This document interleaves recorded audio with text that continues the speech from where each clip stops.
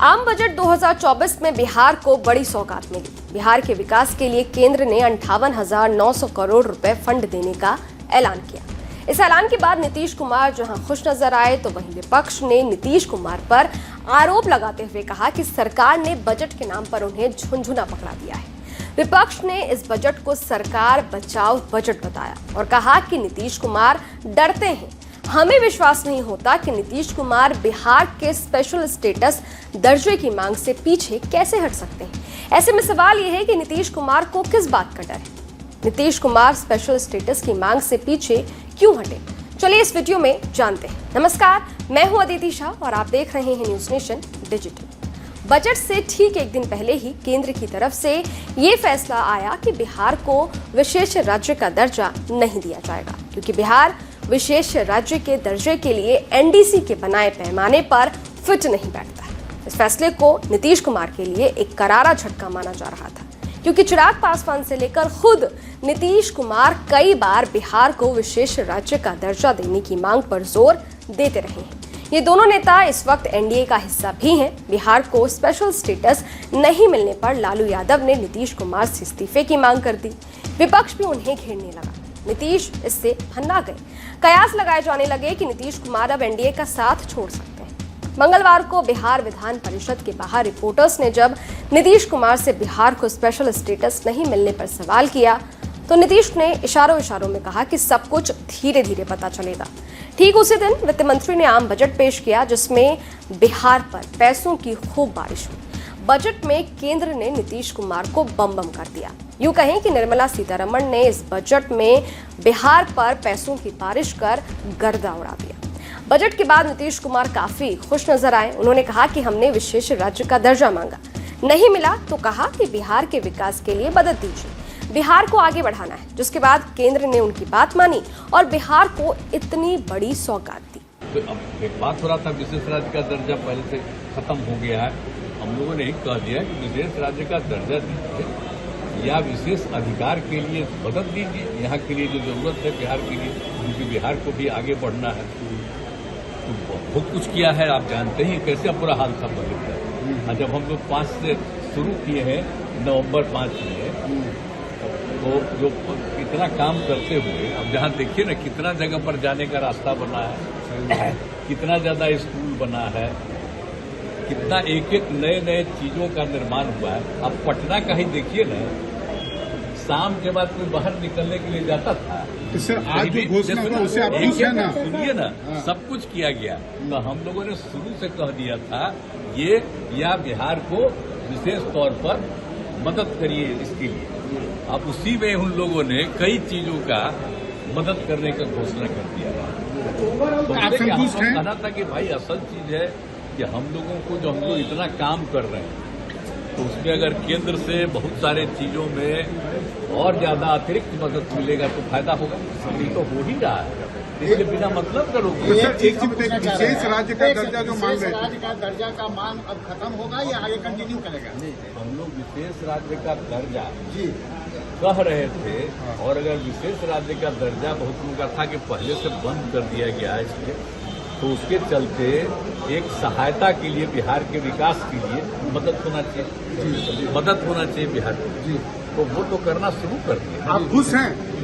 अरे हाँ भाई, हम तो ये दोनों चीज कह ही दिए थे, तो एक चीज का तो शुरू। वही बिहार फर्स्ट और बिहारी फर्स्ट, और इसके अलावा बिहार को विशेष राज्य का दर्जा देने की मांग करने वाले चिराग पासवान ने कहा कि जो कह रहे हैं कि बिहार को विशेष राज्य का दर्जा नहीं मिला, ये वही विपक्ष के लोग हैं जिनकी सरकार में, यूपीए की सरकार में, नीति आयोग में इस तरह के प्रावधान किए गए, जिसके बाद किसी भी राज्य को विशेष राज्य का दर्जा मिलना लगभग नामुमकिन हो गया था। भाई देखिए, जो लोग इस बात का हो हल्ला मचाते हैं कि बिहार को विशेष राज्य का दर्जा नहीं मिला, विशेष राज्य का दर्जा नहीं मिला, ये वही विपक्ष के लोग हैं जिनके पास ये जानकारी का अभाव है कि इन्हीं की सरकार में, यूपीए की सरकार में, मनमोहन सिंह जी के दौरान ही नीति आयोग में इस तरीके के प्रावधान किए गए थे, जिसके बाद किसी भी राज्य को विशेष राज्य का दर्जा मिलना लगभग नामुमकिन के करीब हो गया था।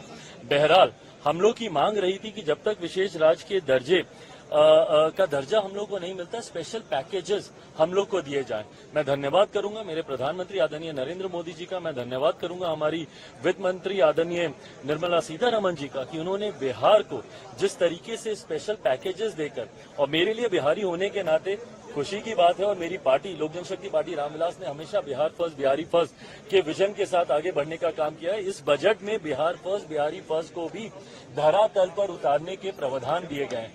जहां एक तरफ इंफ्रास्ट्रक्चर इसमें मजबूती देने का काम किया गया है, वहां पे ब्रिजेस बना के, वहां पे क्या कहते हैं मेडिकल कॉलेजेस की बात हो, वहां पे एयरपोर्ट्स की बात हो, तो जहां एक तरफ बिहार के इंफ्रास्ट्रक्चर को मजबूत किया गया है, वहीं वहां की अर्थव्यवस्था को मजबूत देने के लिए वहां पे अलग अलग राज्यों में गया हो, राजगीर हो, अलग अलग राज्यों में जिस तरीके से टूरिज्म को भी वहां पे बढ़ावा देने के लिए प्रावधान किए गए हैं, जिस तरीके से बाढ़ की एक बहुत बड़ी समस्या जिससे हम लोग हमेशा दशकों से हम लोग परेशान रहे हैं, उसके भी समाधान का जिक्र इस बजट में किया गया है। तो मैं मानता हूं बिहारियों के लिए ये बहुत खुशी की बात है और पूरी बिहार की जनता प्रधानमंत्री जी का धन्यवाद करेगी। बट ओवरऑल भी अगर इस बजट को देखा जाए तो पूरी तरीके से समावेशी बजट है।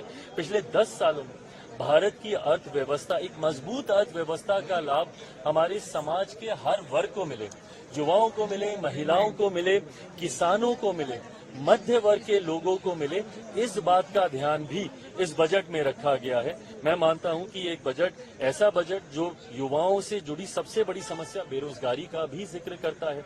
एमएसएमई सेक्टर को जिस तरीके से मजबूती देने की बात की गई है, इसमें एमएसएमई सेक्टर एक रीढ़ की हड्डी है हमारे देश की अर्थव्यवस्था को लेकर। तो मैं मानता हूं कि विकसित भारत के निर्माण में ये एक मजबूत नींव की तरह इस बजट को देखा जा सकता है। सवाल कि आप कह रहे हैं समावेशी बजट है, सारे सांसद जो निकले विपक्ष के वो तो कह रहे हैं आंध्रा बिहार का बजट है, ये सरकार बचाने वाला बजट है। इन लोगों को अगर अपने राज्य में अगर गरीब नहीं दिखते, अपने राज्य में अगर इनको किसान नहीं दिखते, अपने राज्य में इनको मध्य वर्ग के लोग नहीं दिखते, अपने राज्य में इनको महिलाएं नहीं दिखती या युवा नहीं दिखते, तो मैं इनकी सोच के ऊपर कोई टिप्पणी नहीं करूंगा। जब हर इस वर्ग का जिक्र किया गया तो इस वर्ग से आने वाले हर व्यक्ति, भले वो किसी भी राज्य में रहता हो, उसकी सुविधा का जिक्र किया गया। जब आम आदमी की आमदनी को बढ़ाने का बचाव को जो वो बचत करता है उसको बढ़ाने का जिक्र किया, तो ये हर राज्य के व्यक्ति का जिक्र किया गया। पर अगर इसमें उनको उनके राज्य का जिक्र नहीं दिखता तो ये उनकी सोच हो सकती है। उधर विपक्ष के नेता मनोज झा ने कहा है कि हम बिहार के लिए विशेष राज्य का दर्जा लेकर रहेंगे, चाहे इसके लिए सरकार ही क्यों ना पलटनी पड़े। हमें यकीन नहीं होता कि जो नीतीश कुमार विशेष राज्य के दर्जे के लिए जेल जाने को तैयार थे, वो आज भला कैसे चुप है। बिहार को विशेष राज्य का दर्जा चाहिए, मार्क माय वर्ड्स, लेके रहेंगे, चाहे सरकार पलटनी पड़े यहाँ। क्योंकि विशेष राज्य के दर्जे में क्या फायदे हैं? आपको टैक्स हॉलीडेज मिलता, कॉर्पोरेट, एक्साइज, कस्टम, 90% ग्रांट का लोड ये सेंट्रल गवर्नमेंट बेयर करती है, पैसा लैप्स नहीं होता है। ये सारी चीजें पर्याय नहीं हो सकती है ना। आप रूटीन चीजें कर रहे हो, बता रहे हो कि भला बहुत। आंध्र और बिहार का नाम लेने से बिहार की हकीकत नहीं बदलेगी। हमारे जदयू के साथ ही मुझे अफसोस है, विशेष राज्य के दर्जे पे तेजस्वी जी के साथ नीतीश जी कितने वेग से खड़े थे, आज आप एकदम सिटपिटा गए। ये उचित नहीं है। विशेष राज्य और विशेष पैकेज के बीच में या नहीं, दोनों चाहिए। और रूटीन एलोकेशन, भगवान के लिए आप लोग कम से कम रूटीन एलोकेशन को सौगात मत। बाइट मनोज झा, नेता आरजेडी। वहीं मीडिया रिपोर्ट्स की माने तो आरजेडी, कांग्रेस और लेफ्ट के नेताओं का दावा है कि मुख्यमंत्री नीतीश कुमार अपने करीबी अफसर पर ईडी के छापे के बाद से दबाव में हैं। विपक्ष का आरोप है कि नीतीश के करीबी अधिकारियों पर जांच एजेंसी के शिकंजे की वजह से वो खुद दबाव में आ गए हैं और इसलिए विशेष राज्य का दर्जा वाली मांग पर अब पीछे हटने लगे हैं। विपक्ष के नेताओं का आरोप है कि जांच की आंच खुद तक न आ जाए, इस डर से नीतीश ने विशेष राज्य की मांग पर चुप्पी साधी। विपक्ष आरोप लगा रहा है कि ईडी की रडार में करीबी अफसर के आने से विशेष राज्य पर नीतीश सरेंडर करने लगे हैं। दरअसल ईडी की टीम बिहार में ऊर्जा विभाग के प्रधान सचिव संजीव हंस के ठिकानों पर छापेमारी कर चुकी है। संजीव हंस नीतीश कुमार के करीबी अधिकारी बताए जाते हैं। विपक्ष का आरोप है कि कई और अधिकारी हैं जिन पर जांच एजेंसी की नजर है। इन्हीं अधिकारियों से अपने रिश्तों को लेकर विपक्ष के मुताबिक नीतीश कुमार अब दबाव में आने लगे। हालांकि इस बात से इनकार नहीं किया जा सकता कि बिहार को 58,900 करोड़ की बड़ी सौगात मिली है। राजनीति के जानकारों की माने तो नीतीश और उनके मंत्री खुश हैं और खुशी की वजह साल 2025 में होने वाला विधानसभा चुनाव। नीतीश जानते थे कि फाइनेंस कमीशन की रिपोर्ट के बाद राज्य के लिए स्पेशल स्टेटस संभव नहीं था, इसलिए 58,900 करोड़ का पैकेज मिलने से नीतीश जनता के बीच जाकर उससे जोरदार प्रचार करेंगे। विपक्ष लाख नीतीश को इस्तीफा देने की सलाह दें, उन पर आरोप लगाए, लेकिन ये बजट बिहार के नाम रहा है, इससे कोई इनकार नहीं कर सकता। राजनीति के जानकारों का कहना है कि सरकार किसी की भी रही हो, नीतीश कुमार हमेशा बाजी मार जाते हैं। नीतीश हार कर भी जीत जाते हैं, उन्हें यूं ही किंग मेकर का टैग नहीं दिया गया है। खैर, ये वीडियो आपको कैसा लगा? इस वीडियो पर आपकी क्या राय है? कमेंट बॉक्स में जरूर बताइएगा। देश और दुनिया की तमाम खबरों के लिए देखते रहिए न्यूज नेशन डिजिटल, मेरे यानी अदिति शाह के साथ। न्यूज नेशन अब व्हाट्सएप पर खबरों के ताजा अपडेट के लिए न्यूज नेशन के इस QR कोड को स्कैन करें।